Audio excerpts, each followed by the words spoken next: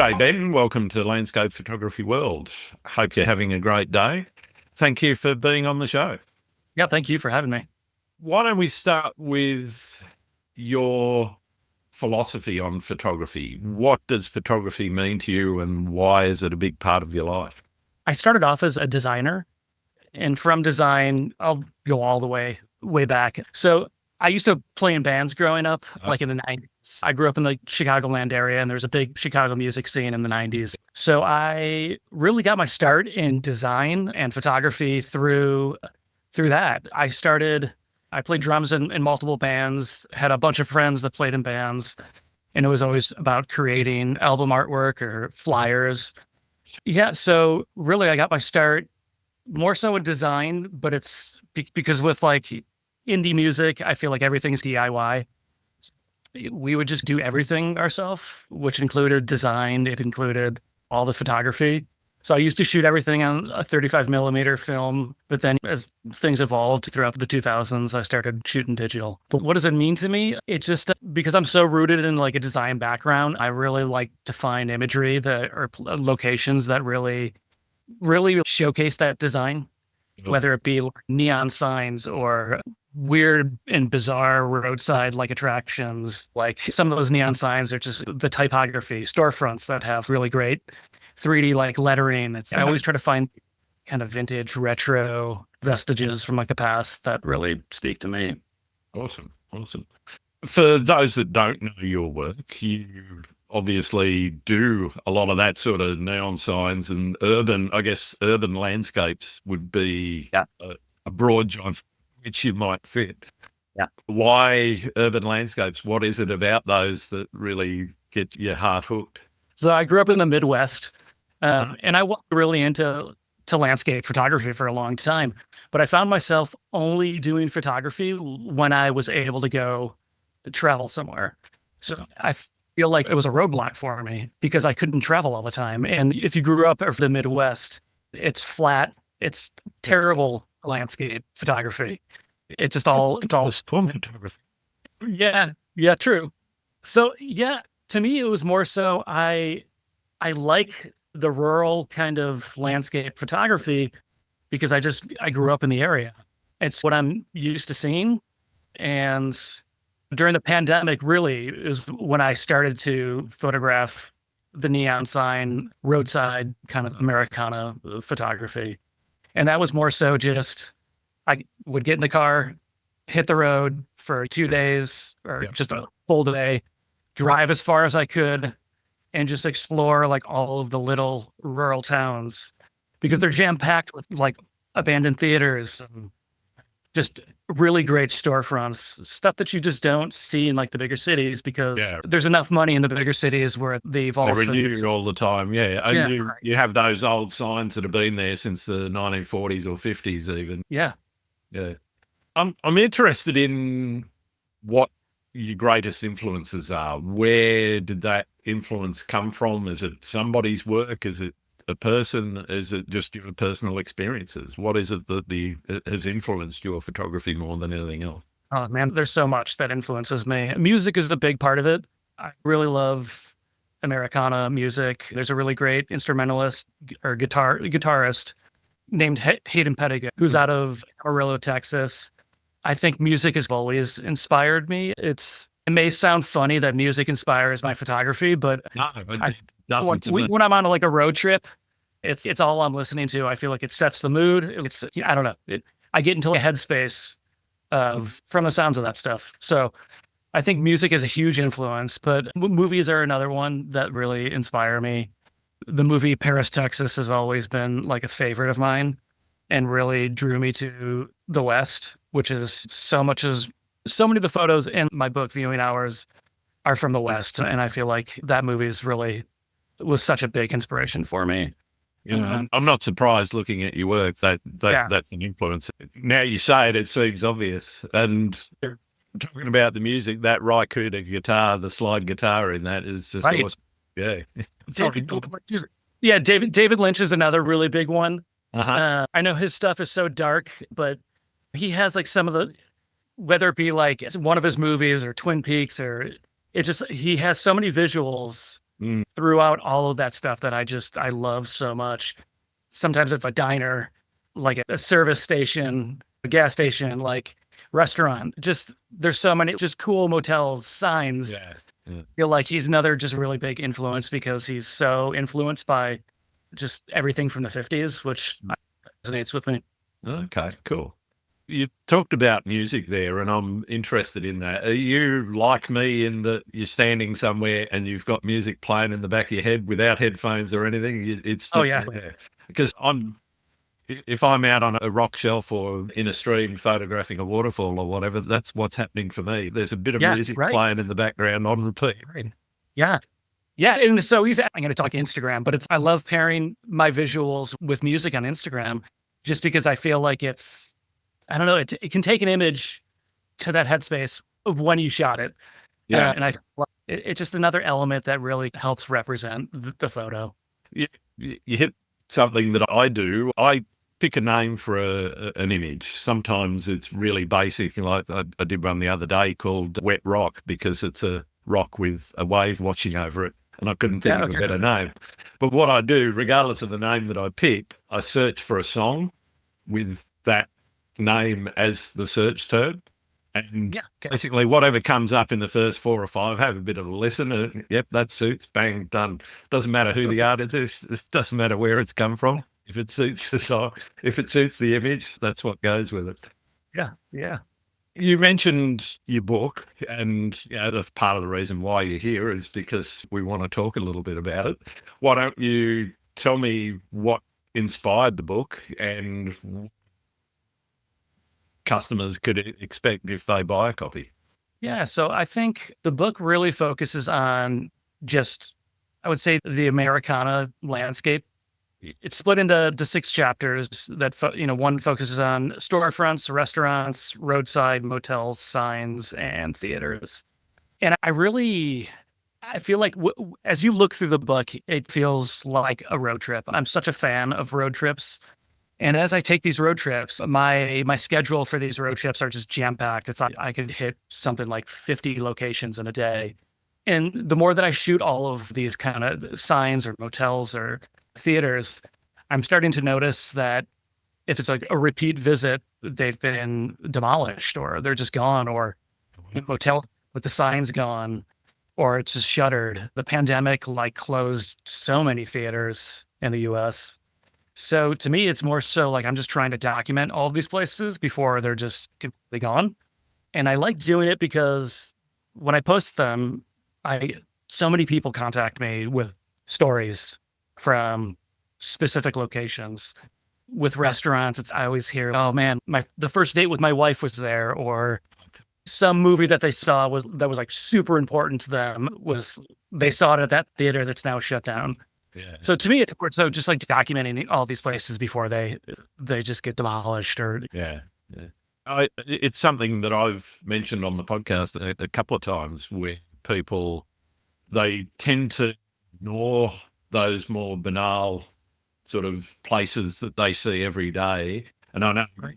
going on road trips, it's probably slightly different. If you live in a town or a city and or a suburb or whatever, and you're not recording some of the things that you're seeing around there, then you are missing out on that opportunity. Because I absolutely love looking at places where I grew up or places in towns or cities that I knew, looking at photos from the 40s, 50s, and 60s before I was born. And that's the legacy I think that you're actually bringing to bear, is that these places aren't going to exist forever. And the landscape is going to change. That urban landscape is going to change through either urban renewal or just dilapidation because nobody's taking Yeah, right. care of these things. And so at some point, there's going to actually be a historical record.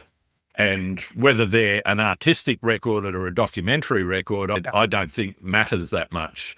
It's really around making sure that those places are memorialized, for want of a better term, in those sorts of images so that people in later years can come back and see, oh, that's the street I used to live in. And wow, there used to be a theatre 2 doors down the Right. road from the apartment that I'm now in. Yeah. That's interesting. So I just recently told this story, but I remember being in high school when I was in high school. There was like a mall that was just in town, and it was such a hub for like me and all my friends to either Sure. hang out, go to the movies, just go shopping at Kmart or like the other department store. I used to get my haircuts there. It's just it was like the main kind of hub for like me and all my friends just growing up. And I think it shut down when I was maybe a freshman in high school. And by senior year, had been vacant for 4 years. Wow. And I remember sneaking into it, and it was shocking to see. Yeah. It was at a time where I wasn't doing photography, but I really wish that I had documented it just because I can't find any photos of it. There isn't. So yeah, I I like mean, this. there's a whole Yeah, genre now of photography which is all about going into those abandoned right, for places, sure. and whether they're looking for something in the liminal variety or whether they're looking for something that's Yeah. more just the decay, and absolutely fascinated by that whole genre around going into abandoned spaces and looking for those things. Yeah. I used to do that a lot more, like the abandoned stuff. And it's not like I didn't enjoy it. I really enjoyed it. But I don't know, I feel like there's such a risk involved in all of that stuff where Yeah. Yeah. I don't know. For some reason, I feel like the roadside Americana stuff is now it's where I've found like just a home in that. And yeah, I feel great photographing that stuff. In past episodes, I've spoken to photographers about their sort of journey from usually where most people start is from a documentary perspective, similar to what we were just talking about. Yeah. And at some point, a little trigger goes off in their brains and said, hey, this is actually art that I'm creating. I'm not just creating something that is a document of where I've been or an event or whatever. Is that similar for you, or has it always been about the art because of your design background? I would say that it's always been about the art, the locations that I'm stopping off at, or I make the destination. They're usually the destination because of those design elements that I Mhm. find like it's really great color palette. Sometimes I see a theater where I'm like, oh man, it's 12 hours away, and I'm like, oh, I'll do that next week. It sounds insane, but Um, most people like look at me, they're like, what? Like, why are you doing that? And it's just because who knows? Who knows when it'll be gone? But I that's need to document it because I just feel like it's such a work of art, the design or the typeface. It's just all the elements that just fit together where I'm just like, oh man, that's stunning. yeah, That really stunning theater front or something. nice. And talking about the project of creating the book, I'm Yeah. interested in how people go through that thought process of, okay, I've got a body of work. It Yeah. fits together like this, and I have either a genre or a theme in mind that I want to express. How did that thought process go for you, and how did you go about actually getting to the culmination where you've actually published and got it out and released it to the world? So this is actually something that Trope and I like talked about a lot. I think at first we were talking about it just being all abandoned stuff, but I felt like it was almost limiting. So I just really I wanted to make sure that it was roadside focused Yeah. so that it felt like a road trip. So the more that I just looked at photos that I have taken over the last almost decade, it started to fall into 6 different chapters, which is the storefronts, restaurants, roadside motels, signs, and theaters. And it just felt like all the selections that I was doing for those were equally weighted. So it really just worked out. Yeah. How was the process for actually selecting the images? Did you do all of that yourself, or did you get friends or people from Trope, the publishers, to give you some assistance in that? No, I selected most of them myself. One thing that we really wanted to, me and Trope kept on talking about was to make sure that it wasn't, there's a lot of Route 66 photos in Sure. there, although we didn't want it to feel like a Route 66 book.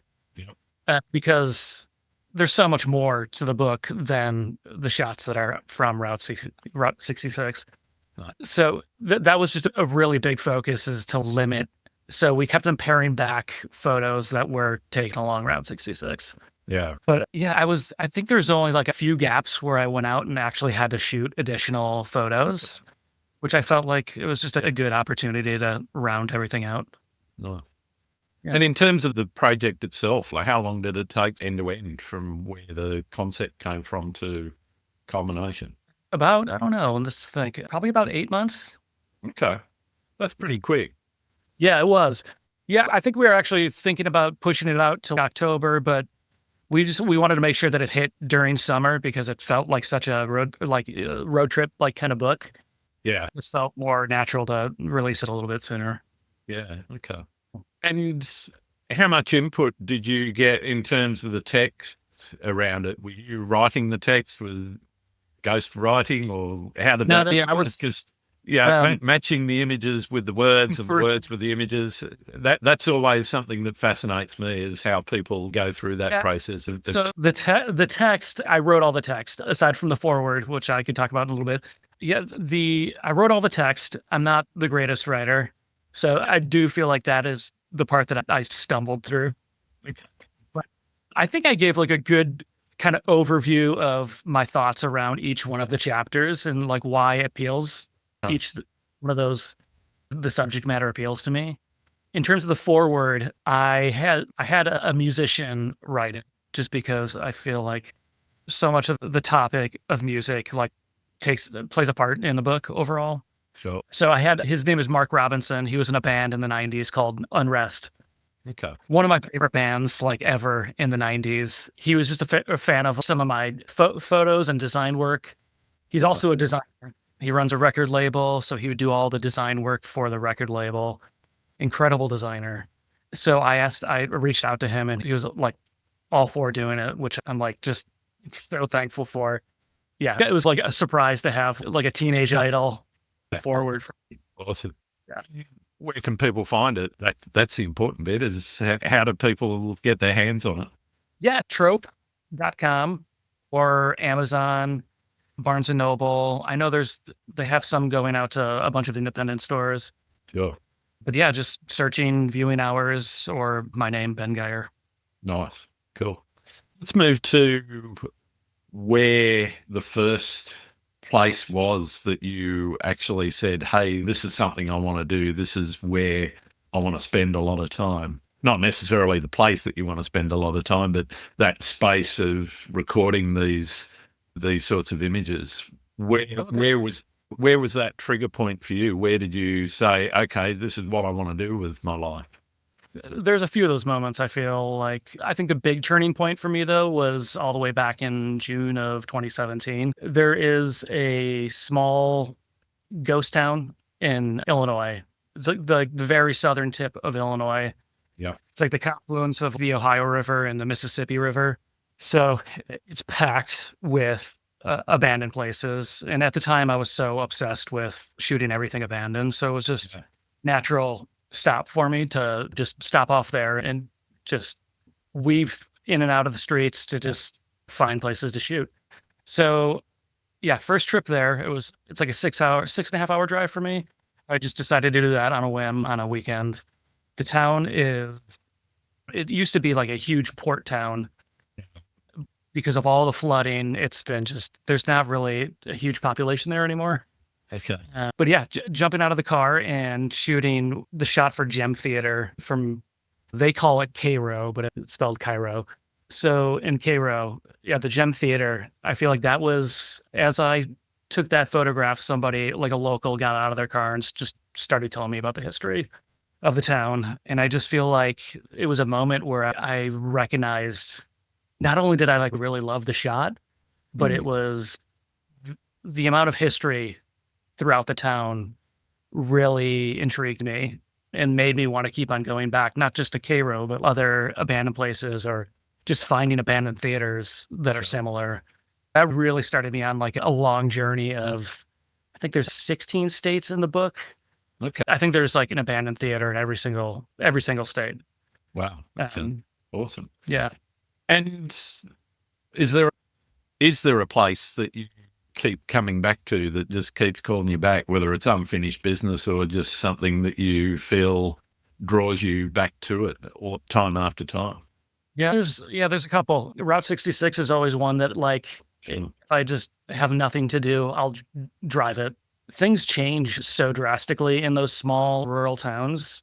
Like I said, like shops close up, but on Route 66, it's because of like the centennial, like next year, there's so many people like refurbishing like locations. Yeah. So that's always a favorite one for me is Route 66. Wildwood, New Jersey is another favorite. That is just, if you like mid-century like architecture or just neon signs, it's like just packed. It's Yeah. packed. Like every single street, every corner has some like mid-century modern, like doo-wop, like motel, and just an incredible neon sign. Yeah. Nice. It's like a dream going there. It Uh, almost doesn't feel like like you're stepping back in time. Awesome. Awesome. Do you think it's important to have goals in your photography? And do you have a process for setting creative challenges around those goals for yourself? Yeah, I love doing photography, but I never feel satisfied if it's a single shot, Okay. if that makes sense. I always like series of photos. For me, it was like after I shot that photo of the Gem Theater, from that point forward, it was like, oh, how many can I find? How many Sure. can I photograph? Because I feel like them as like a gallery or like a set of photos is so much more impressive. It feels like they all fit together, like it's curated. So I think that's usually like my goal is to attach myself to something that's, I don't know, where you can see like a bigger picture. Yeah. Yeah. Bringing together things in a theme, if you like. Yeah. Yeah. Okay. Yeah. Finding like the theme in all of those. And having got the book out, what's the next project you're on to? Or can't you tell me? I actually do have a few ideas. I think I have 3 or 4. And one of them is going back to Wildwood. One of them is maybe North Dakota, which is somewhere I've never been.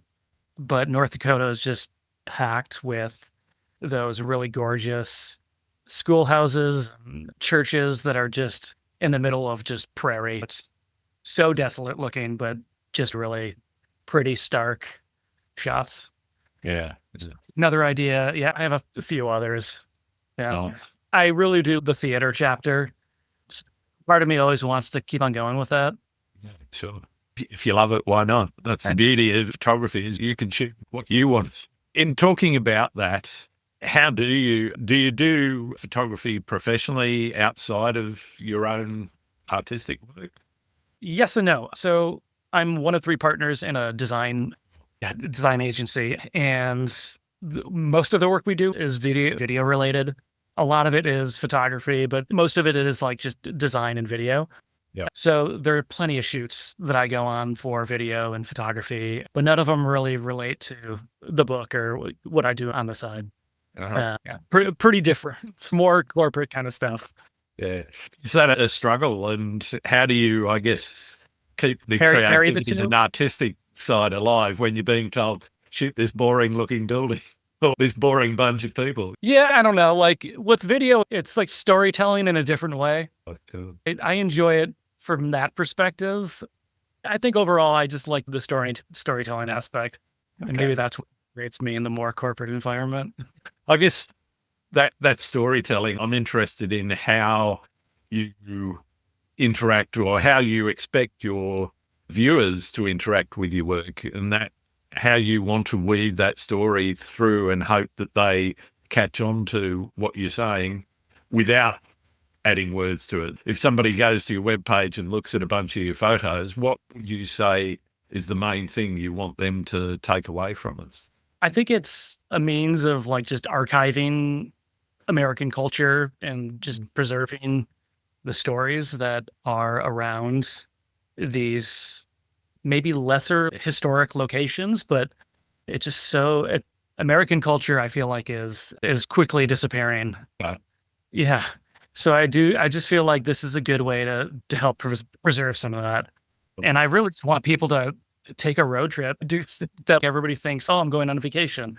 It's usually like a beach or just some like destination place. But I feel like, I don't know, road trips are so great. My kids absolutely love them. I don't think it was always that way. I think it's after you get a couple under your belt, like you start to fall in love with it.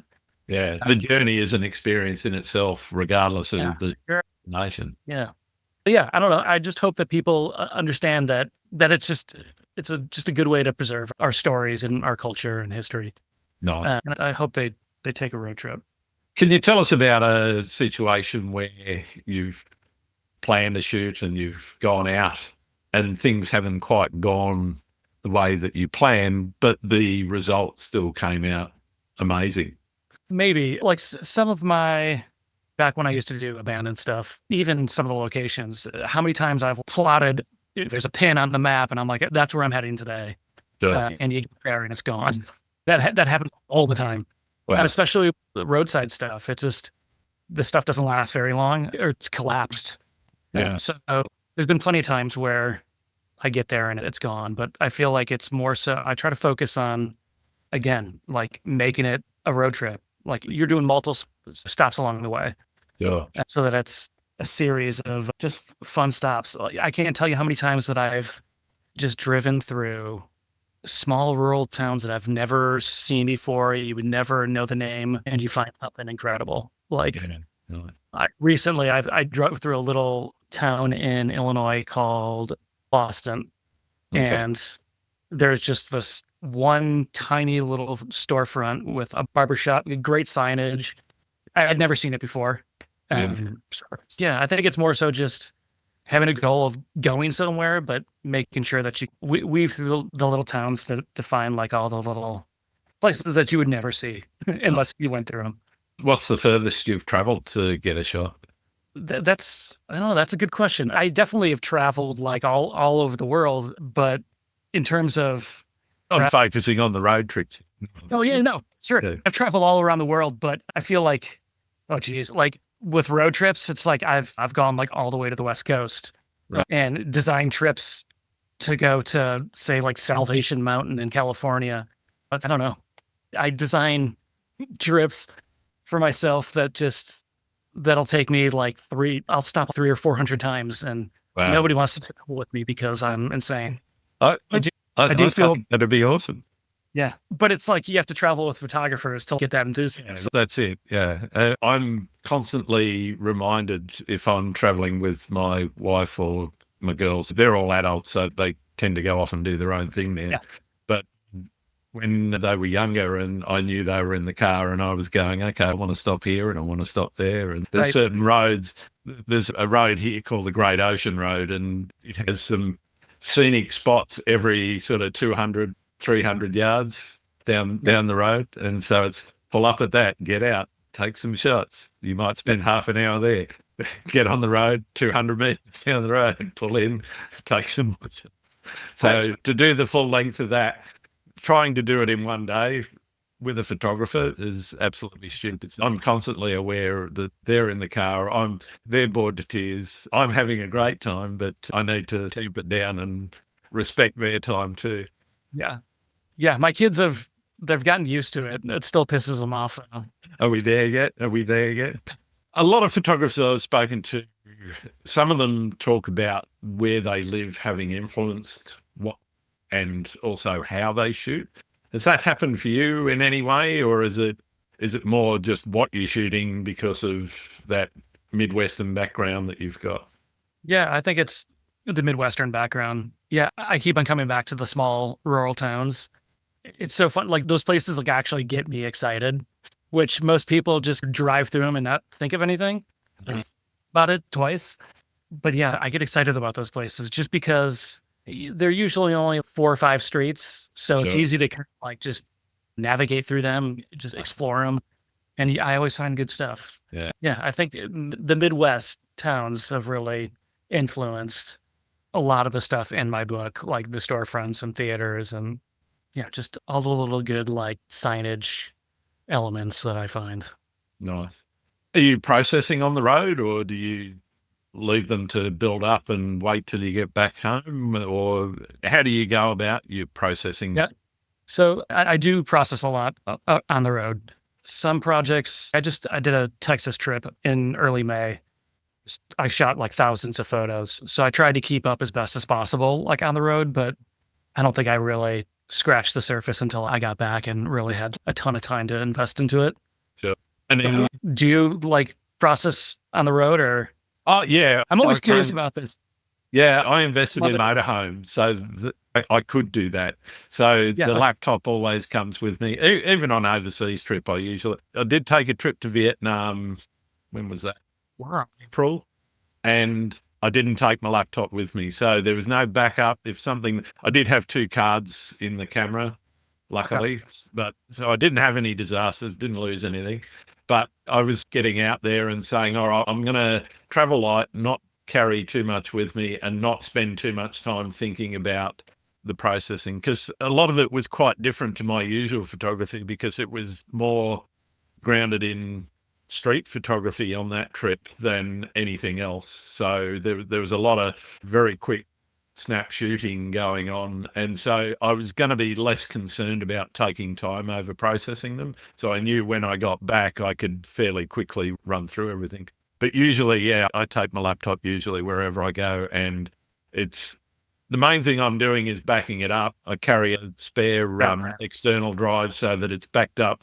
It's on the card, it's on the laptop, and it's on the external drive, so that way, fingers crossed, not all three things are going to fail at once.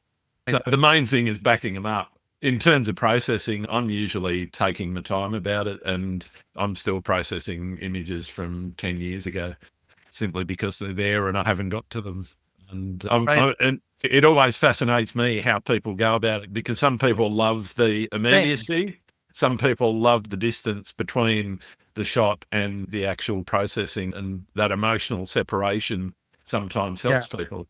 So I'm interested in your experience with that, and whether or not you're a straight into it guy or a leave it to Yeah. I marinate. mean, it's a little bit of, yeah, a little bit of both for me. But even doing the book, it was great because, like you just said, I was going back like, I think 9 years for some Yeah. photos, which was, you look at things completely different. Oh, 9 years absolutely. later, I would edit them completely different than 9 years ago. So, yeah, I think it's kind of the fun I, process to kind of wait on some of it. So it's not always like this immediate thing for me. yeah, yeah. I always find sometimes with that separation, it still brings back the memory of being there, regardless of how long Oh, yeah. ago it was. If it was five, Yeah. 10, even some of my older stuff 15 years ago, where I was just using a point and shoot, there's still stuff there. I can remember either standing on a beach or in a stream or wherever I was, at the top of a mountain or Yeah. underneath a mountain. Yeah. That always comes back to me. Is that the case for you? Oh, yeah, for sure.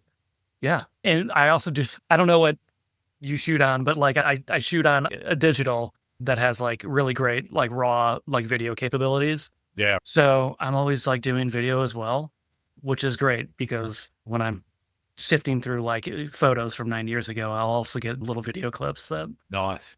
kind of jog my memory. It's funny. I almost never. I'm shooting a Canon R6 Mark II, so it's fairly new. I know the Mark III is apparently on the horizon, but it's great at video. But I almost never shoot it. It just it doesn't occur to me, and I always forget. And if I'm doing it, it's usually on the phone. That's so that is another thing that I could talk about too. Yeah, I've been shooting like a bunch of video of the neon signs because I think that's also just a cool element to have. Yeah, Especially, there's so many signs that I shoot that just neon doesn't work anymore. But yeah, in the animated signs, if I find an animated sign that still works, I'll absolutely take video of it. yeah. Just to have it. I don't do anything with it, but just usually just to have it. What have you learned about yourself through your photography? That's a good question. I've learned how I can really say this. I think I've learned how to like really expand my style. Okay. And when I first got into photography, I was all about outdoors, landscape photography. Yep. Like I said earlier, it just, I was so focused on that. When you live in Illinois, you just can't be doing all that stuff. So to me, it was, how can I pivot? How can I pivot? And Illinois is filled with, sounds terrible, but it's filled with so many really great abandoned places. So I feel like That's part of the Rust Belt, isn't it? so I felt there's a ton of that around and it appeals to me. So Sure. I would pick and start photographing that. And I don't know, from there, then I started doing roadside. So I think it's just, I've learned to really continue to pivot and just expand my subject matter to a point where I feel like I've really found a home in what I photograph now. Nice, nice. How often do you bump into somebody when you're out in the field? It's happened a couple times, but not often. I love to connect with other photographers. If I'm in Sure. a city, I'll make a post about it just to try and connect with somebody. But yeah, not typically. I've met tons of people that Yeah, way. That is a great thing. It's when you see somebody out there with a tripod doing a similar shot, you strike up a conversation and keep in absolutely. contact for years. Yeah. Yeah, Yeah. yeah, it's interesting.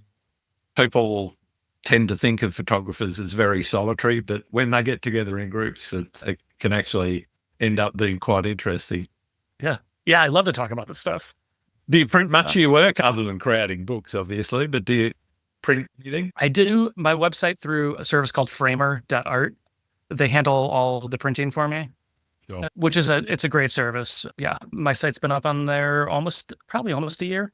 Okay. But in terms of printing my own stuff for like my own place, like I'm sure most everybody's similar. It's like I have none of my work up in my place.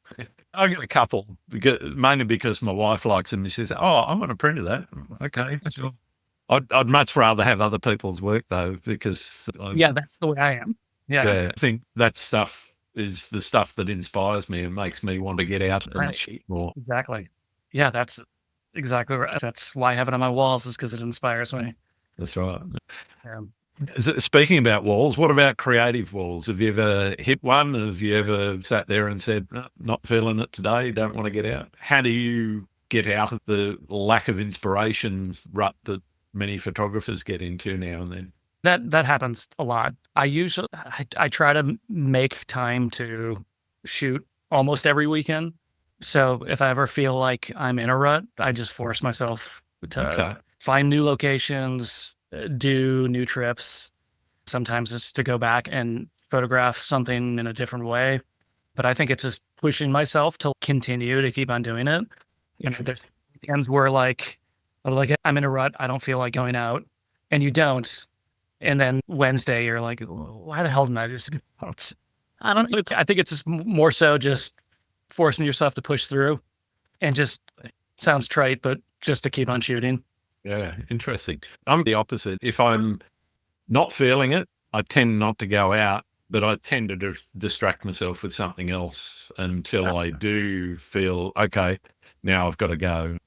And for me, the itch always comes back at some point just by going and doing something else. And it might not even be something creative. At the moment, I'm pretty distracted with some other things in my life that I'm doing. And so I tend to focus on that, get that out of the way, and then, okay, now it's time. I can go out. I feel relaxed. I feel like doing it again. And for me, that kind of works a little bit better than just trying to force myself, because I tend to find if I go out and force myself, I take worse pictures. That's me anyway. How often do you go out though? Because I have very little else to do other than this podcast, I typically go out, not every day, but every 2 or 3 days sometimes. Sometimes, though, it might be weeks where I don't, or even so for the past 3 or 4 months, I haven't been out a lot. I've probably been out 3 times in that period, simply because other things are going on. And so I'm putting more focus into that in my life. Yeah, for me, it's just more, okay, I'm feeling it. I do a lot of dawn seascape stuff. So because I'm on the East Coast here, and therefore that is easy to do and easy to get a reasonable picture because the light is usually pretty good unless you've got a completely clear day or a completely grey day. But getting up, now it's winter time, it's fine because the sun isn't coming up until 7 a.m. So that I can go out at a respectable hour. But in summertime, it just gets a bit, got to get up at 3 in the morning to drive an hour to a beach. And that's when it really feels, I don't want to do that. I was saying that I took that trip in May to just a huge loop around all of Texas. And when I got back from that trip, I tore my Achilles tendon. So I haven't been out to shoot in almost 2 months now. And it's like torture. Yeah, I can imagine. I can't, I'm finally starting to walk again. So one of these weekends coming up, I'm going to finally make it back out. But it's really rough to get through it. No, I can imagine though. Yeah, physical injuries are a real pain in the backside, literally sometimes. Yeah. And it's the worst when you really want to go, but your body won't let you. Yeah. Where do you see photography in society? What is its role? Where do you see it going? Do you mean like reception of it? I just mean, where do you see photography in society? What do people think about it? What do you think about how people think about it? Yeah. Sometimes I worry about photography dying a little bit. And I think it's really because of social media or just the way people, the way they receive it. Everybody like doom scrolls through Yeah, sure. beautiful shots. And I feel like it just somehow matters less or something nowadays. Everything's Yeah. about like video content. So I feel like Definitely it's, doesn't get the attention some of it deserves. yeah, which is disappointing. But I think that's one of the reasons why I liked the idea of doing a book so much. Mm. What just like having a physical thing to like actually look through. Yeah. Anybody looking through that book stops to pause and actually maybe the image would resonate with them where typically it's just scrolling past it. Yeah. Yeah, I think you're right. I think that aspect of photography it has positive but also negative effects. Just volume of photography out there, you can't see it all. But Right.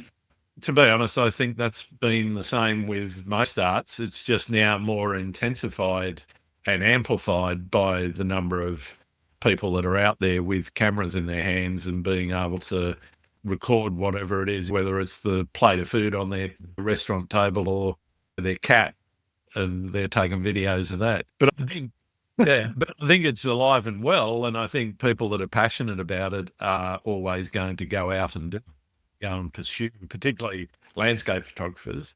I do feel sorry with the advent of AI for product photographers, fashion photographers, and marketing sort of photographers. Though, if you're doing photos of, say, events, weddings, corporate events, those sorts of things, or you're doing real estate photography, you've still got a fairly strong career because you can't fake that sort of stuff with AI and have people expect that to be served up to them. No one's going to want an AI wedding photo album. Yeah.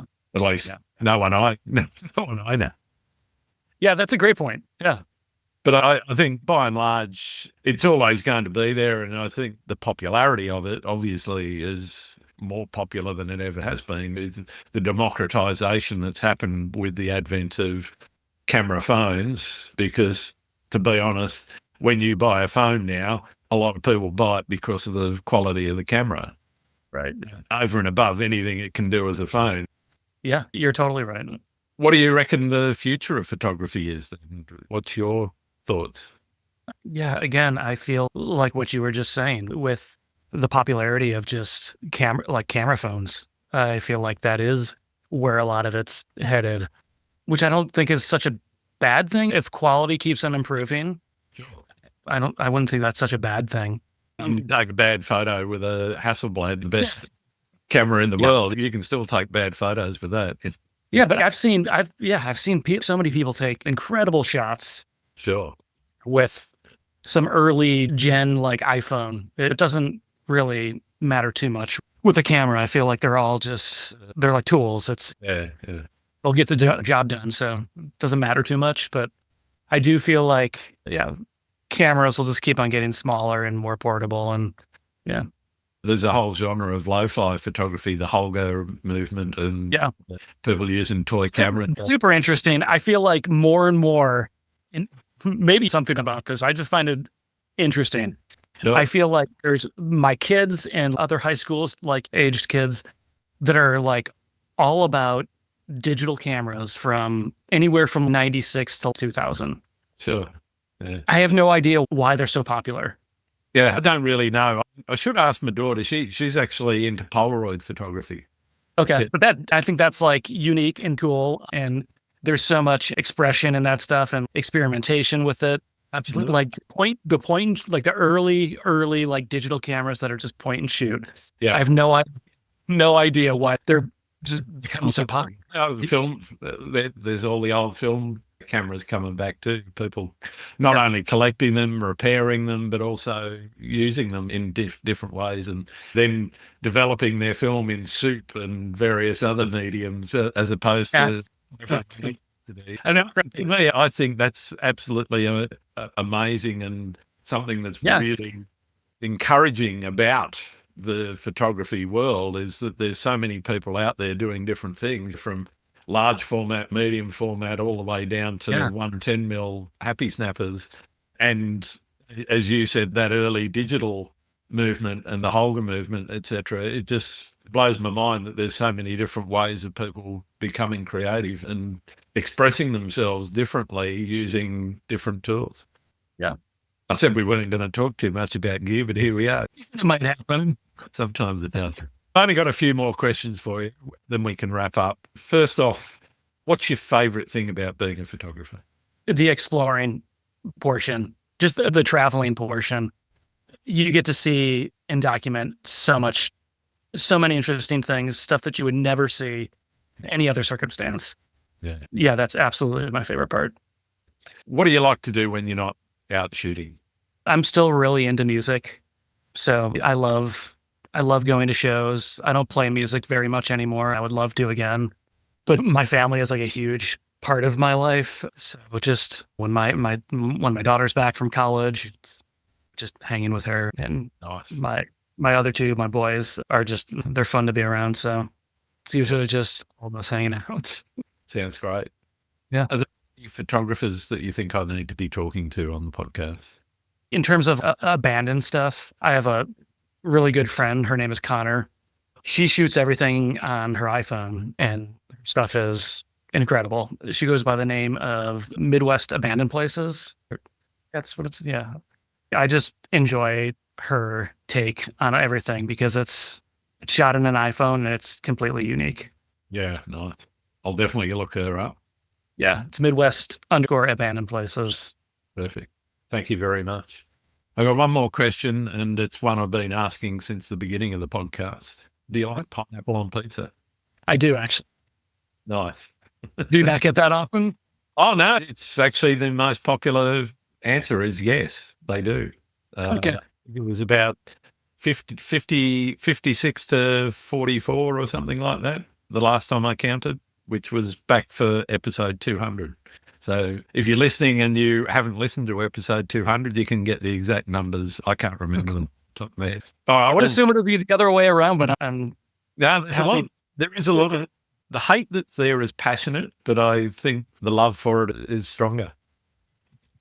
All right. It's been absolutely wonderful speaking with you, Ben, and getting to know you a little bit better. Where can people find your work? On Instagram, I'm usually posting daily. So that's Ben Geier Photography. And then trope.com has my book available for pre-order. Comes out on July 29th. And then wanted to pick up any kind of prints from me. My site is just Ben Geier. So it's GEIER.com. Awesome. Thanks very much, Ben. Right. Yeah, thank you. Have you ever been on a road trip? If you have, leave a comment below. I'm interested to hear about your experiences. Thanks again for listening to Landscape Photography World. I hope you enjoyed the show, and keep listening because I'll be joined by some great guests in upcoming episodes. You can find my work in this podcast at gruntswinburnphotography.com. I'm also on Vero, Photo, YouTube, Instagram, and Facebook. Don't forget to like and subscribe. I'm Grant Swinburne. Hope to see you out shooting soon.